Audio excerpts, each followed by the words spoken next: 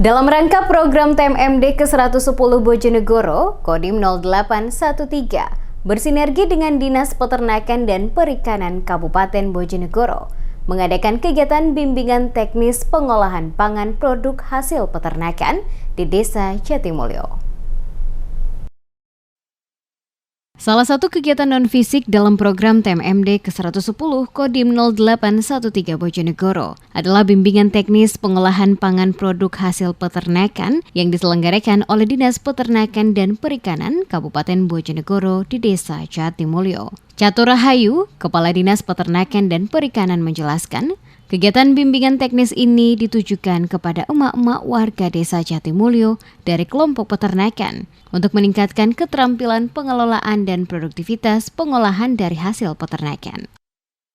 Ini kegiatan bersinergi dengan TMMD, melakukan kegiatan bimbingan teknis pengolahan produk hasil peternakan, yang mana memang kita tujukan sasarannya ini untuk ibu-ibu dari kelompok ternak. Bapak-bapaknya kan melakukan budidaya ternak, jadi ibu-ibunya ini kita undang untuk melakukan pengolahan produknya.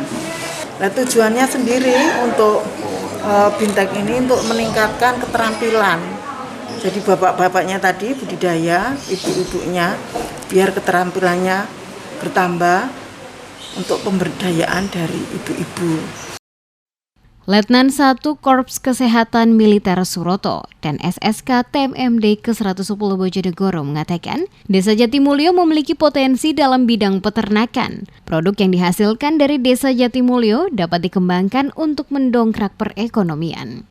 Pada kesempatan hari ini, kita melangkah ke produk-produk olahan yang dimediasi dan narasumber dari Dinas Peternakan dan Perikanan, di mana produk-produk yang dihasilkan dari Desa Jatimulyo bisa dikembangkan untuk mendongkrak perekonomian di Desa Jatimulyo. Harapan kami dari Satgas bisa mendukung sepenuhnya, bisa bekerja sama sebagai wujud kemanunggalan kami TNI dengan masyarakat Jatimulyo. Dalam kegiatan tersebut, emak-emak yang hadir tampak antusias mengikuti berlangsungnya kegiatan bimbingan teknis hingga acara selesai.